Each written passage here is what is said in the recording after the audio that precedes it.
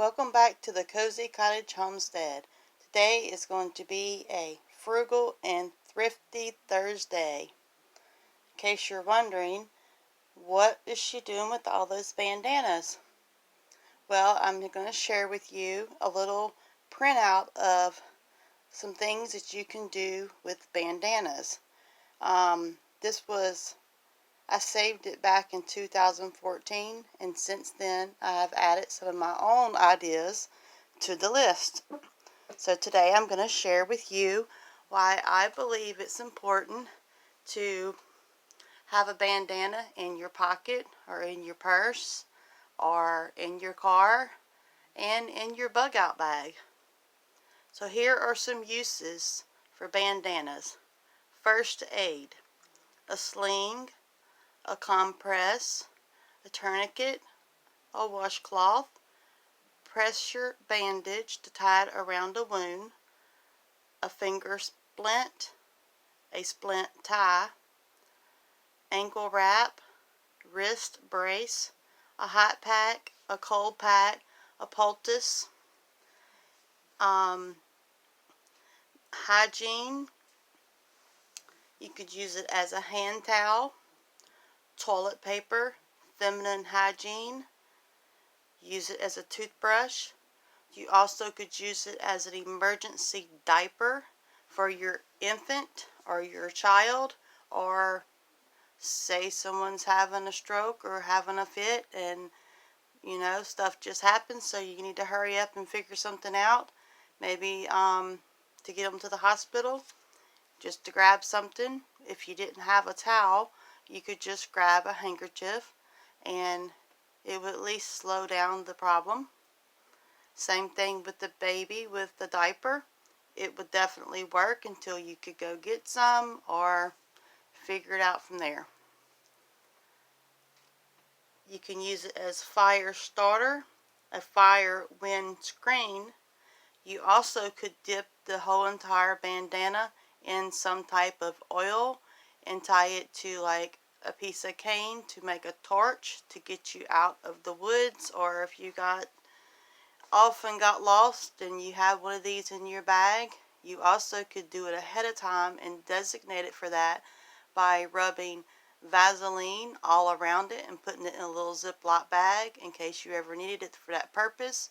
And if you didn't need to burn it as lighting, you still could use it as first aid to help with stopping bleeding or to wipe up a scratch or a scrape because you just have the Vaseline on the clean rag in the Ziploc bag. So a couple different options there. This is under the shelter category. A hat, a head covering, which is what I do plan on doing with some of these, is make a head covering. A scarf, sun protection, sunglasses, a dust mask. Of course, we know it also could be used for a pandemic mask. A headband, a face mask or dust mask, ear muffs, hand wipes, a belt, socks, and even can be shredded and made into shoelaces. Also could be used as a bib. Of course, it can just be used as a regular old handkerchief or a hanky, as a fabric napkin. It also can be used as a halter top. Now, I'm thinking I might need a couple of them to tie together if I had to use it as an emergency halter top or bra in a grid down or, pandemic type situation or some kind of crisis. I definitely need more than one bandana. I guess if I was 16 again, that would work.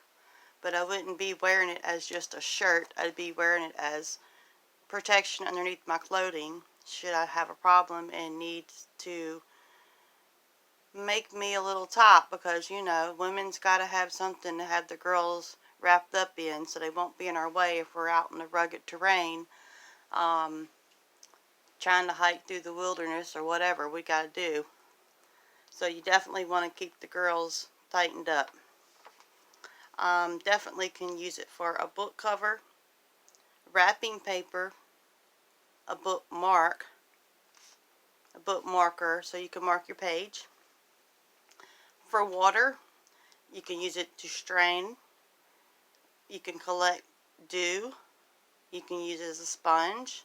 You can use it as a tea bag. And you can use it as a wick clarifier.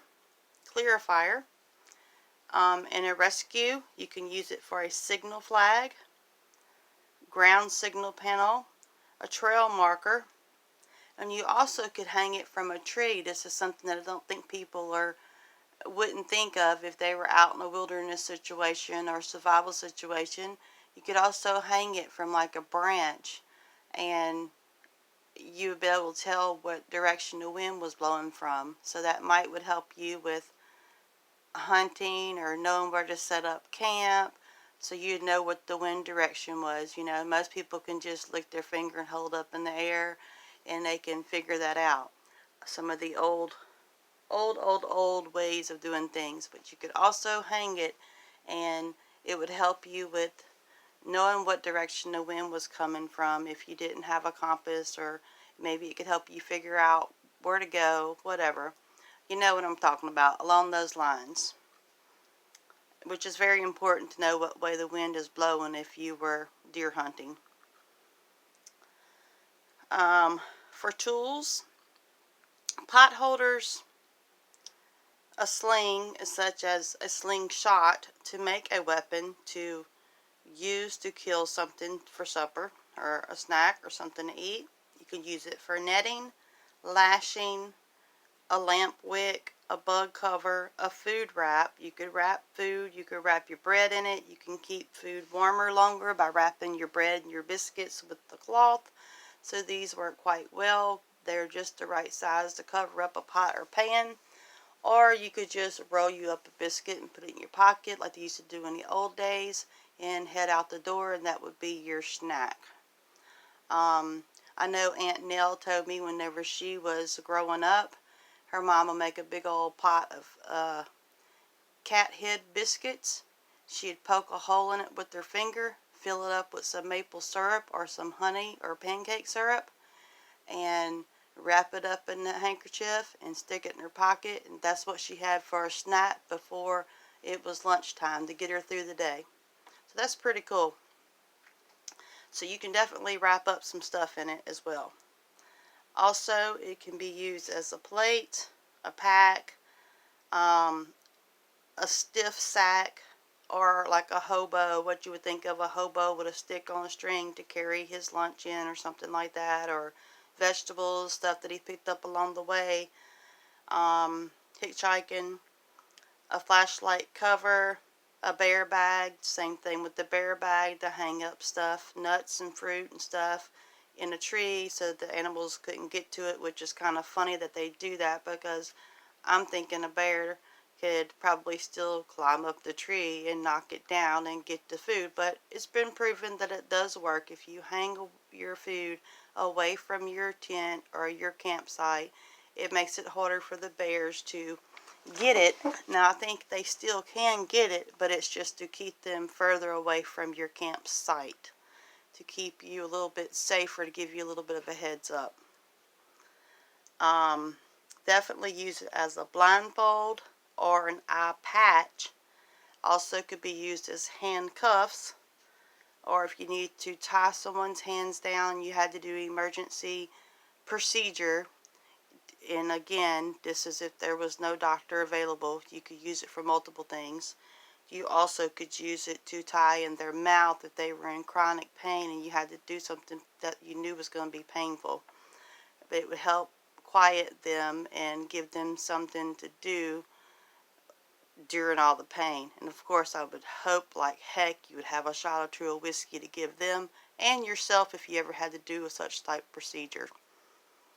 Definitely.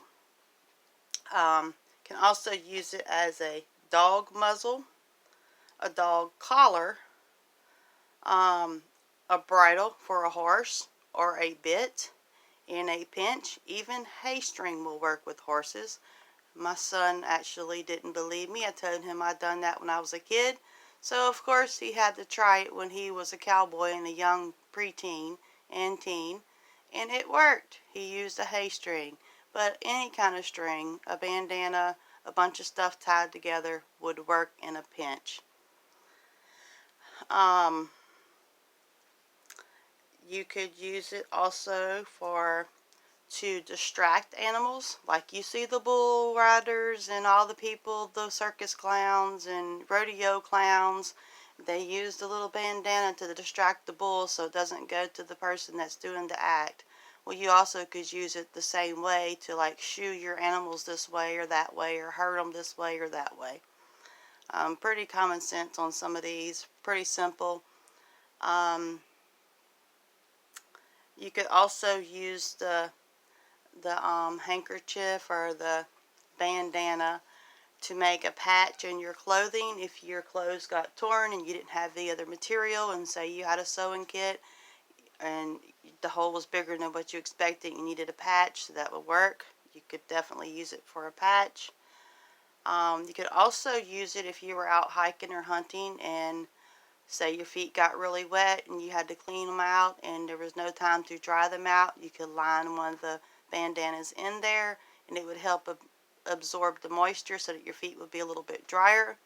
And if the boots were dry and just say your feet were uncomfortable and you felt like you were getting a blister or something, you could double it up and roll it up and stick it in your sock or underneath your sock in your shoe or your boot to give yourself a little more comfort while you were out hiking, to where you would at least be able to keep on walking and keep on moving to get yourself back home, so your feet wouldn't be hurting quite as bad. And you also could use it as a knee patch, such as if you had to kneel down and do something and your knees were sensitive and you had problems with your knees, that would give you a little more protection and cushion on your knees if you knelt down. If you didn't have any knee pads to do projects or such, that would give you a little more protection. Let me see if there was anything else. I think that was about everything. That was over 80 different tips that you can do and use for bandanas. Hopefully this has been helpful. Maybe just something to keep in the back of your mind. You should just keep you a handkerchief, because you never know whenever some type of crisis may come up, and you might remember some of these tips and it could probably help you and give you a little more comfort in certain situations. So I think it's always a great idea, just like the old timers used to carry a handkerchief or a bandana in their pocket. I think we need to get back to those old ways. And guess what? It's frugal, because it's washable, and in most cases it's reusable. So don't waste money on paper towels and even tissues. Everybody in the house can be assigned a different color handkerchief if that bugs you to wash, snot off of what it's intended for. A handkerchief, and then it gets funky, you just throw it in dirty clothes and grab you another one and carry on about your day. So just a frugal tip there on our Frugal and Thrifty Thursday. Thanks for joining me today. Thanks for all the new subscribers. I am just so excited and surprised at how well the channel is doing. I am just happy that I can encourage other people and give them a little more confidence and share some of my frugal tips and my frugal lifestyle, just to help and encourage others along the way. It's been really amazing. There's about 6 of us, maybe 8 of us, that are really all connected together. It's just been unbelievable. The community of ladies that's sharing ideas. We all have some of the same interests, but we all have a different spin on it. So that makes life really cool, because we all are learning different stuff from different people from all over the United States and some other countries. So I'm just happy about that. Thanks to all of my subscribers, new and regulars. And also thank you to those that keep stopping by, that just haven't quite decided if they want to subscribe yet or not. We can see the views and we can tell who's subscribed and who's not. So just think about it. Go ahead and hit that subscribe button. It's better than what's better than Frugal is free. It is free to like, share, subscribe, and leave me a friendly comment. And even send me an email if you have a few more questions that maybe doesn't need to be discussed in the comments. I usually get right back to people when they email me, and I prefer them to email me if they want to go more in depth on any of my content or any of my information, or if they just have any more questions and just want to get to know me better. Feel free to send me an email, Cozycottagehomestead@yahoo.com. I also have a Facebook group listed in my description, and I also have a few more videos on my Frugal and Thrifty Thursday in a playlist. I don't have a lot of them, but sometimes I switch it around. I don't do a walkie-talkie, but I'll do my Frugal and Thrifty Thursday. So you just never know with me. I have all kinds of different types of content, mostly related to homesteading and frugal living. So if that interests you, I would love to have you as part of my homestead family. Go ahead and hit that subscribe button. So farewell, homestead family, friends, and neighbors from the Cozy Cottage Homestead.